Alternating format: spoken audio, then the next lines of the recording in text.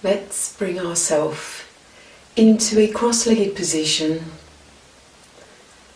to find a moment of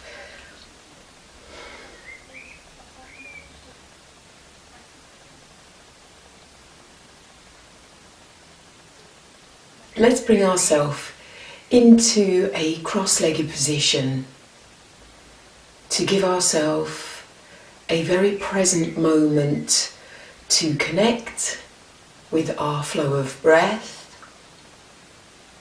to lengthen and slow the breath so that the mind can become calm and composed in preparation for today's yoga practice.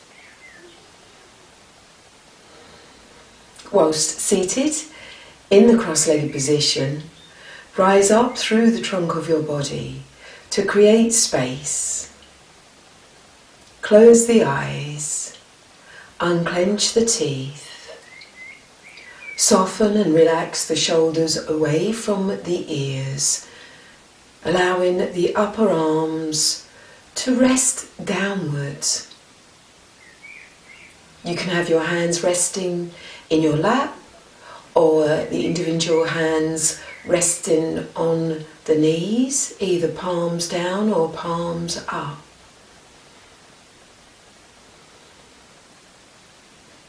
Tune in to the activity of your belly button and notice its action of moving forwards as you breathe in and pulling in, back and down as you breathe out.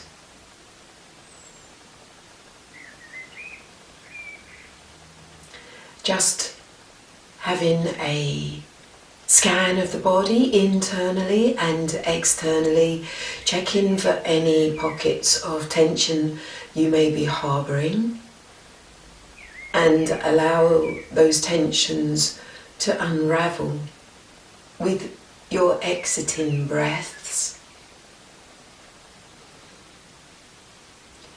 And then opening the eyes.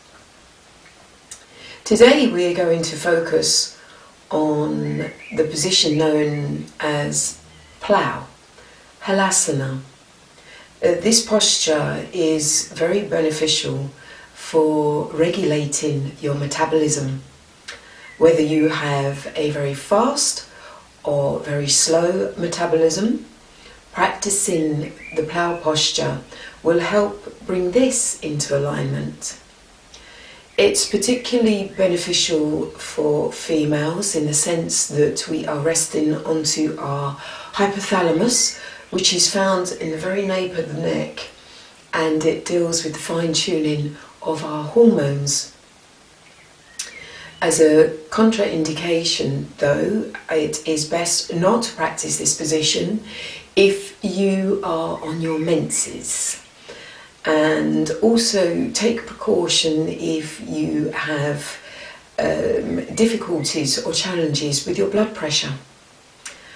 There are different levels of getting into this position, so remember, you can continually practice the lower levels of the posture, getting strong in the foundation before progressing. So please do allow yourself the time for the mind and body to communicate, and if it's not right for you yet to practice this position, then maybe just watch through the video and pick up any tips, hints toward the technique. So let's begin. We're just going to have a little bit of a stretch through the spine. So we'll take the hands either side of the hips just behind us. We'll take a breath in. We'll straighten through the arms, locking out the elbows. Now whether you stay on your fingertips or you're able to put the palms of the hands down, both are fine. You're going to rise up, doming the chest towards the ceiling, lifting the heart and raising the chin and the eyes. unfurrow the brow and unclench your teeth. And see if you can drop the head back. And then keeping the stomach, the abdominals supporting the lower back, just return to that upright seated position. Let's just take a breath in, lift up through the neck, create space, and as you exhale, turn the head and neck to the left. Coming back to neutral through your breath in, and then when you next exhale, turn and look to the right. And then breathe in through the centre once again, without any rigid movement, turn to the left. And synchronising the movement with your breath, passing back through the centre and travelling to the right. So try to make this movement nice and fluid. Just easing up through the upper cervical spine, mobilising the axis and the atlas vertebra at the very top of your spinal cord, and then returning back to a central position. So let's bring ourselves around to extend our legs out in front of us into Dandasana. Now, we've practiced Dandasana a few times now during the many days of yoga that we've been practicing. I believe we're possibly on day 68 now. So just finding yourself in the foundation. Bring the hands by the hips, drawing up through the torso, making space, bringing the 10 toes back towards the trunk of the body, and for some of us this will mean that the heels of the feet actually come away from the mat. That's all to do with the fleshiness of the calf muscles here. But it's a beautiful full stretch through the front and backs of the legs, so it really tones, it draws the flesh to muscle and the flesh and muscle to connect with the bone. And then gently release. Let's bend those knees, place the soles of the feet into the mat. Just bring the buttocks forward a little, and we're going to draw our torso down to lay flat on the mat, and we're going to use our abdominal muscles to do this. So let's take a nice deep breath in and bring our hands alongside our legs, and they are parallel to the mat. A nice deep breath in, lift and create space, and then stretch through the arms to your fingertips as you tilt the pelvis, lower the chin to your chest, and really make a nice rounding of the spine so that you can connect the vertebra of your spine with the mat. So there'll come a point where the stomach muscles, they'll just want to collapse, but that's the point that you hold on to them and control them and build the strength in them. Slowly lowering down until you have this lovely connection of the spine with the mat. And if you're feeling still a bit of a gap at the base here, if you're tending to have this bit of an arch happening, you can pick the buttocks up once again, tilt the pelvis, and really push the tailbone, the coccygeal region, to the wall in front of your feet, and then that will help lengthen and make that connection. So the first part to gaining our foundation of moving into Halasana, Plough posture, is we're going to breathe in and bend both knees in towards the trunk of the body. Let's get the shins parallel with the mat, a slight point through the toes. Use the hands either side of the hips on the mat and they're just gently pressing down. Tune in with the flow of breath. Relax your shoulders back to make their connection with the mat. Gently drawing the chin down towards the chest so that you are resting on the back of the skull centrally.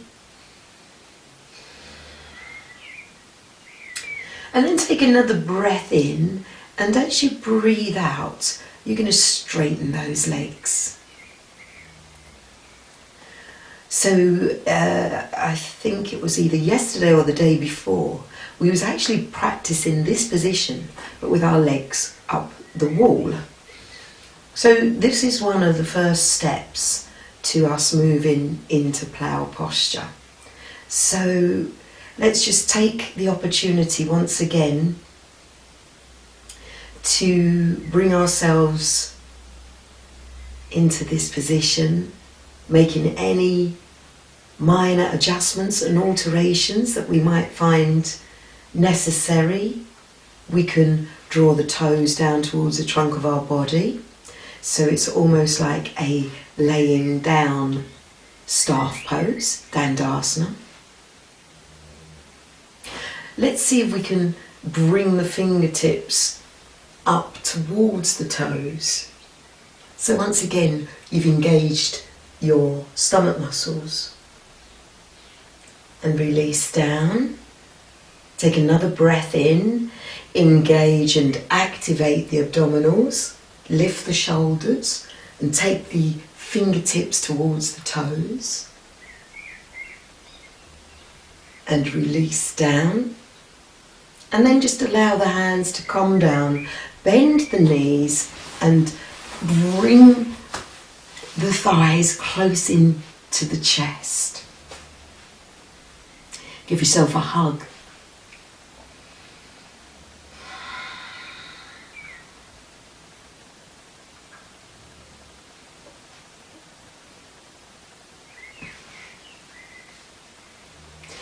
Bring the hands onto the knees and gently make circular movements. First one way, and then the other.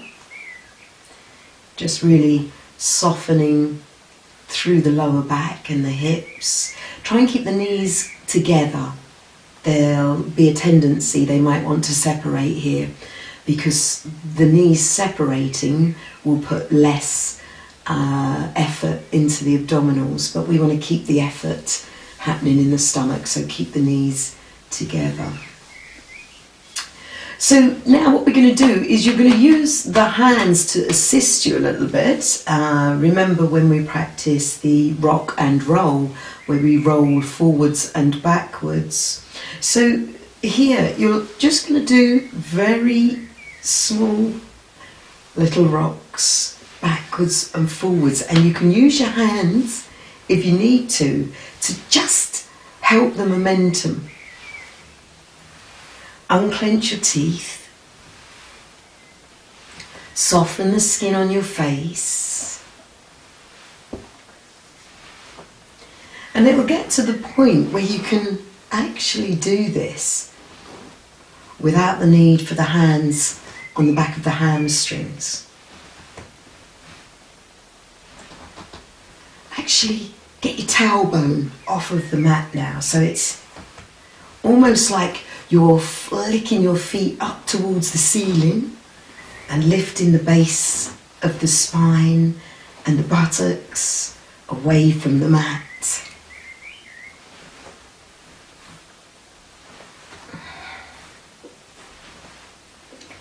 And then bring yourself into an upright position and just rest comfortably for a moment.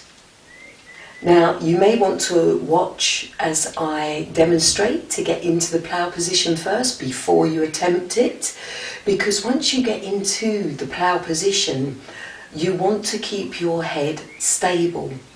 It does not move to left or right. The chin will stay really close to the chest, and the eye line will stay looking towards the belly button or the front of thighs. So no moving of the head. If you want to watch now as I get into the position first, then do so, and then you can join in. So you're going to roll back and flick yourself all the way over into plough position. You'll take a nice deep breath in, and then as you exhale, you flip yourself over. You bring the hands to protect and hold on the lower spine. See if you can bring the elbows close in towards each other. Now at this point, if you feel any ringing in the ears, then you should come out of the position nice and slowly with control. You might like to, if you are able to stay in the position, to just open the mouth and swallow. It helps to clear the airway. So at no point now does your head or neck move. You are resting on the hypothalamus, giving it gentle pressure, whereby this pressure is what alights the metabolism and helps to regulate. So you have your toes into the mat. See if you can draw the toes just back towards the head a little bit, and have the heels of the feet pointing up towards the ceiling. And think about lifting the back of the hamstrings. This part of the legs you want lifting up towards the ceiling.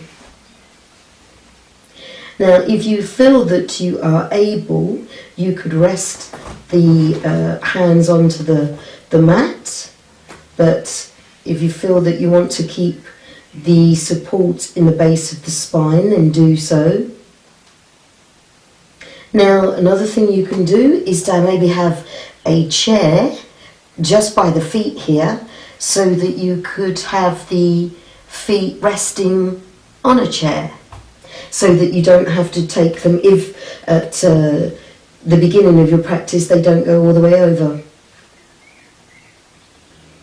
For those of you who are more advanced and want to go into choke pose, then you just slightly separate your feet, allow the knees to bend, bring them either side of the ears, and then cross the arms over the backs of the calf muscles.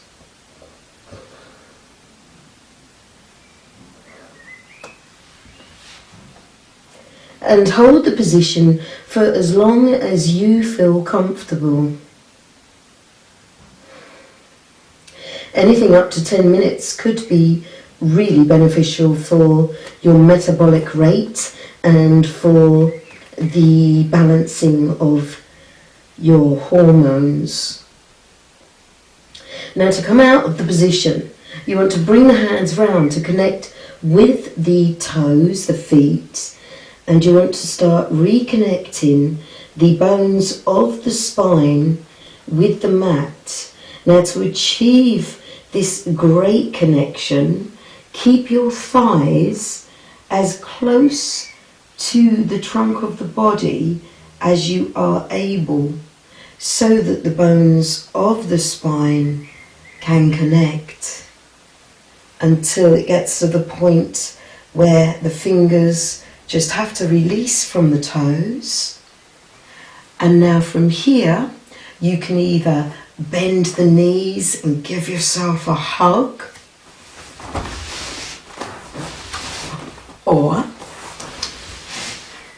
you can lower the legs with them staying nice and straight, so that they're still working the abdominals. Engage in the stomach, and then releasing. So you find yourself in a nice supine pose. Now from here we're going to do the counter stretch to the plough posture. We're going to practice the fish. So we bring our legs together and our feet together, and we have our hands running alongside our body, palms of the hands onto the mat. You're going to take a breath in and bring the weight into your elbows and forearms and hands, using them as levers so that you may dome the chest up towards the ceiling, lift and raise the heart, and come up onto the crown of your head. This is a brilliant position for anyone that might suffer from conditions such as asthma, for this opens the chest out fully. And you can use cushions and bolsters to put under this part of your body here, so it supports you as you move into fish. Keep the breath flowing, unclench the teeth. If you are able to move further, if you are more advanced, take a breath in and bring your hands to cross over onto the opposite shoulders. Exhale, avoid allowing all your weight to collapse into the crown of your head. Use your back, your lower back and your tummy to assist with holding your body weight. Another breath in, and as you exhale, bring the elbows over and down towards the mat.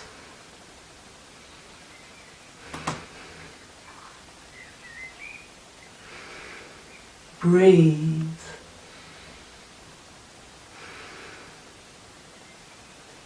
And then gently bringing those hands back across the chest, releasing and lower down onto the back of the head. Allow your feet to move out to hip width apart. Let your toes drop away from each other. Allow your arms to roll outwards, the knuckles resting into the mat.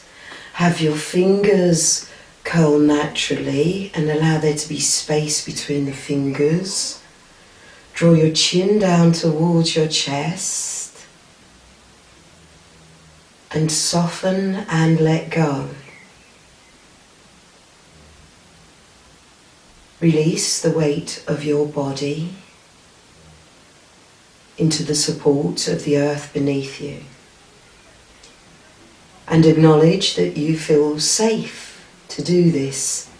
You're quite happy to let go of your body weight and allow yourself to be supported by the earth beneath you. Slowly close the eyes, and indeed you feel the indentation of your body into your mat, into the earth, as you let go. Taking this precious time for your mind and body to absorb and assimilate all the nourishment and the nutrients from the two positions you have just moved through. Restoring balance to the systems of the body,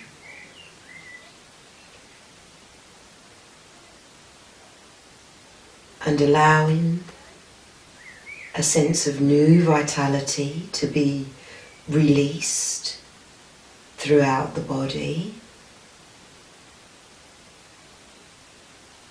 New energy levels now distributing throughout the body and the mind. Tune in to the rise and fall of your chest. synchronized with the rise and fall of your belly.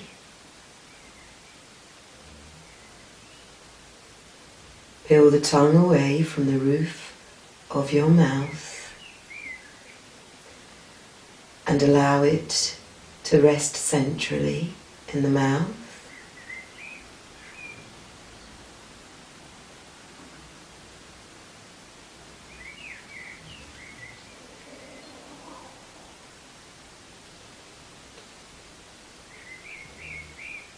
And having that inward view, finding that special place inside where you can connect with your inner self, finding a place of peace, tranquility and serenity.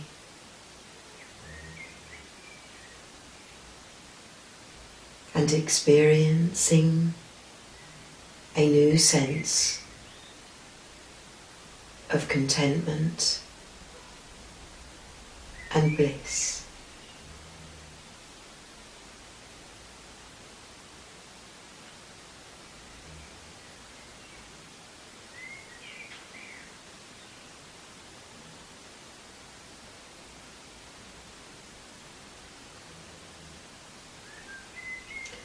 And then you'll bring back the senses of the body. So your sense of taste, you will lick the lips and swallow. Your sense of touch, you can feel the material against your skin. You could brush the thumbs across the fingertips, wiggle the toes. Your sense of smell, you become aware of any smells on or around you in the room. Your sense of sound, and listen outside of the room to any distant noises. Sharpen your sense of sound. And then your sense of sight, opening the eyes, and once again becoming aware of your surroundings. Have a nice deep breath and draw both knees in towards your chest. Cross the arms over the shins. Give yourself a hug. Keep the base of the spine connected with the mat. Draw the thighs close to your torso. You may like to rock side to side. Gentle massage through the spine. And then gently releasing and rolling yourself up. Bringing yourself into a cross-legged position or a kneeling position, whatever you feel most comfortable. Bring the hands to your heart, place of all truth.